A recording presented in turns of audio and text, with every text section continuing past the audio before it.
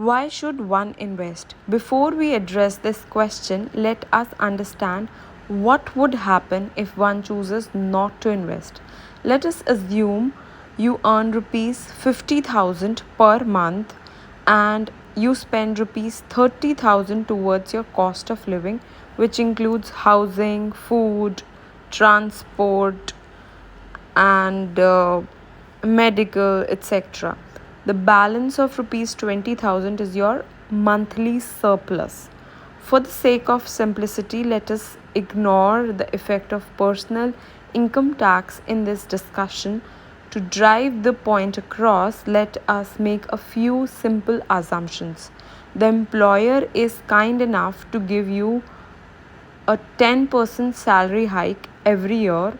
The cost of living is likely to go up by 8% year on year. You are 30 years old and plan to retire at 50. This leaves you with 20 more years to earn. You don't intend to work after you retire. Your expenses are fixed. You don't foresee any other expense. The balance of rupees 20,000 per month is retained in form of hard cash. So going through these assumptions, here you can see the cash balance will look like in 20 years. You can see here in this example, if one were to analyze these numbers, you would soon realize this is a scary situation to be in. Few things are quite startling for the above calculations. After 20 years of hard work, you have accumulated rupees 1.7 crore. Since your expenses are fixed, your lifestyle has not changed over the years. You probably even suppress your lifelong aspirations like better house, better car, vacations, etc. After you retire, assuming the expenses will continue to grow at 8%, rupees 1.7 crore is good enough to sail through roughly about 8 years of post retirement life. 8th year onwards, you will be in a very tight spot with literally no saving left to back you up. What would you do after you run out of all the money in 8 years? How do you fund your life? Is there a way to ensure you collect a larger sum at the end of 20 years? Let's consider another situation or scenario where instead of keeping the cash idle, you choose to invest the cash in an investment option that grows at, let's say, 12% per annum. For example, in the first year, you retain 2.4 lakhs, which you invest at 12% for 20 years, and it gives a yield of, you can see here, it gives a yield of 2.06 lakh at the end of 20th year. So with the discussion to invest the surplus cash, your cash balance has increased significantly. The cash balance has grown to rupees 4.26 crore from 1.7 crore. This is a staggering 2.4x times the regular amount. This translates you to being in a better situation to deal with another post retirement life. Now, going back to the initial question of why invest, there are a few compelling reasons for one to invest. First is fight inflation. By investing, one can deal better with inevitable growing cost of living, generally referring to as inflation. Create wealth. By investing, one can aim to have a better corpus by the end of the defined time period. In the above example, The time period was up to retirement, but if you can be if it can be anything: children's education, marriage, house purchase, retirement holidays, etc., to meet life's financial aspiration. Now, coming to the second question: where to invest? Having figured out the reasons to invest, the next obvious question would be: where would one invest, and what are the returns one could expect by investing?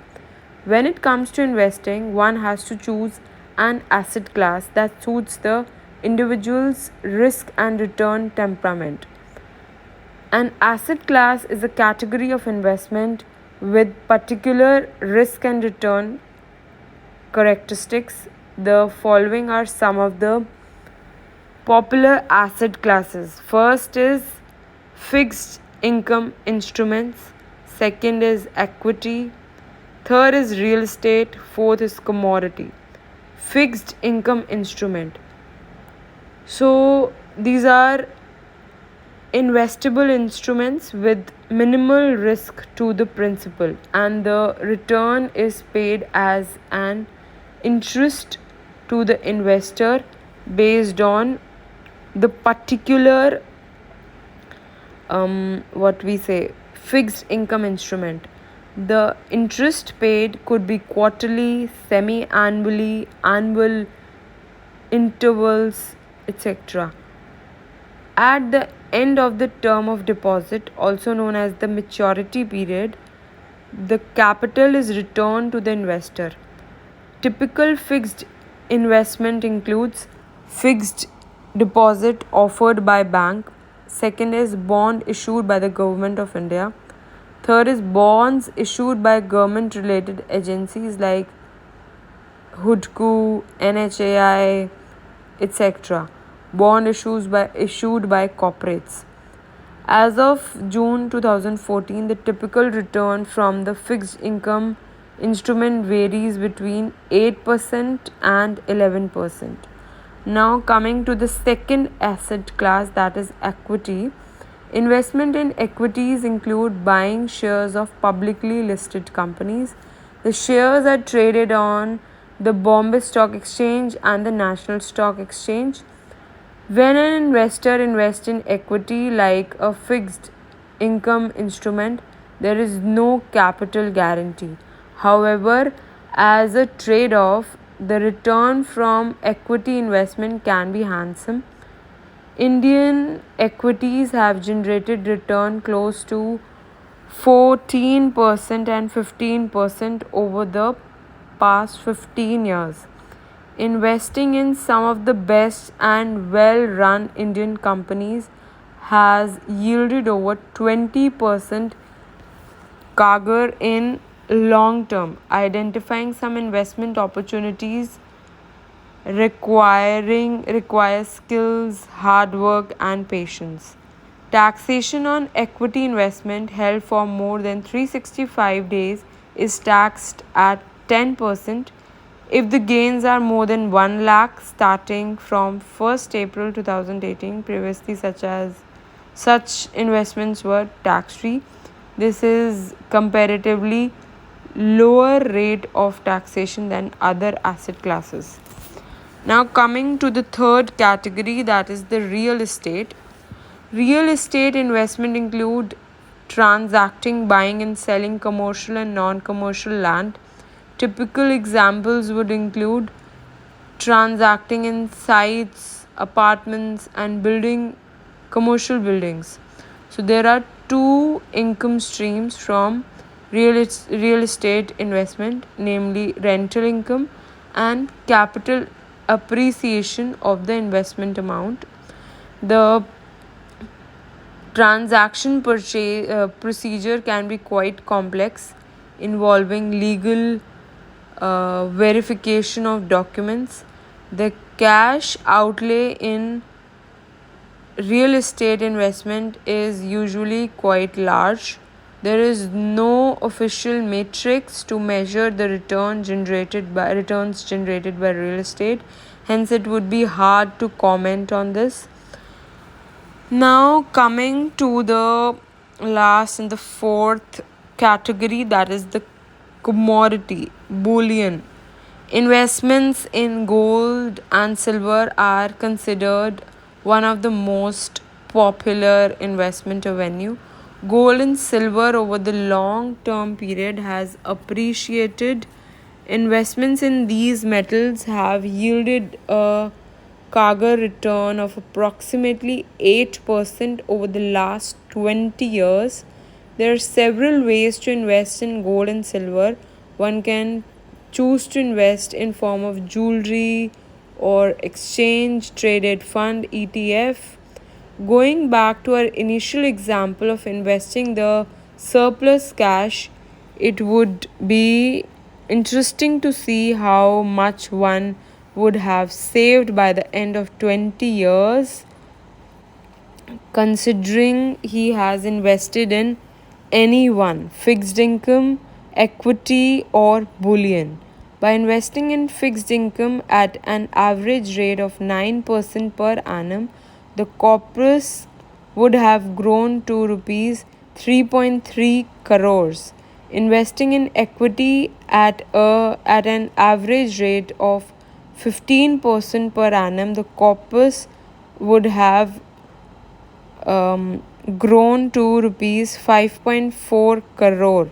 Investing in bullion at an average rate of 8% per annum, the corpus would have grown to rupees 3.09 crore.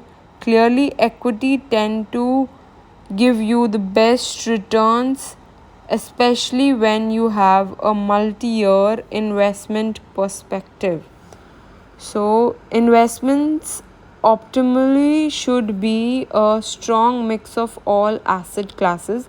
It is smart to diversify your investment among the various asset classes. The technique of allocating money across asset class is termed as asset allocation. For instance, a young professional may have a higher amount of risk given his age and year of investment available to him. Typically, investors should allocate about 40% of their investable amount in equity, 20% in precious metal, and the rest in fixed income investment. Alongside the same ration, a retired person could invest 80% of his saving in fixed income, 10% in equity market, and 10% in precious metals. The ratio in which one allocates investment across asset class depends on the investor's risk appetite. So, what are the things to keep in mind before investing? Investing is a great option, but before you venture your investments, it is good to be aware of the following things. Risk and return go hand in hand. Higher the risk, higher the return. Lower the risk, lower the return. Investment in fixed income is a good option if you want to protect your principal amount. It is relatively less risky. However, you have the risk of losing money when you adjust the inflation return. For example, a fixed deposit which gives you 9% when the inflation is 10% means you are losing net 1% per annum. Fixed income investment is best suited for ultra risk averse investors. Investment in equity is a great option. It is known to bet inflation over long period of time. Historically, equity investment has generated return close to 14 to 15%. However, equity returns investment can be risky. Real estate investment requires a large outlay of cash and cannot be done with small amounts. Liquidity is another issue with real estate investment. You can't buy or sell whatever you want. You always have to wait for the right time and the right buyers or sellers to transact with you. Gold and silver are relatively safer, but the historical return on such investments has not been very encouraging. So the key takeaways from this video are investment in investment in securing your future. The corpus you intend to build at the end of the defined period is sensitive to the return rate the investment guarantees. A small proportion to rate can have a big impact on the corpus. Choose an investment that best suits your risk and return appetite. Equity should be a part of your investment if you want to beat the inflation in the long run. So that's all about the need to invest. So you can think about it and start investing because it is there for you so that it can cut off the inflation that has been going on for so many years. So investment is important. You think over it and start investing in any of these four asset classes that I have discussed. If you have any doubts, do comment down below. Thanks for watching. Please subscribe to the channel. Bye bye.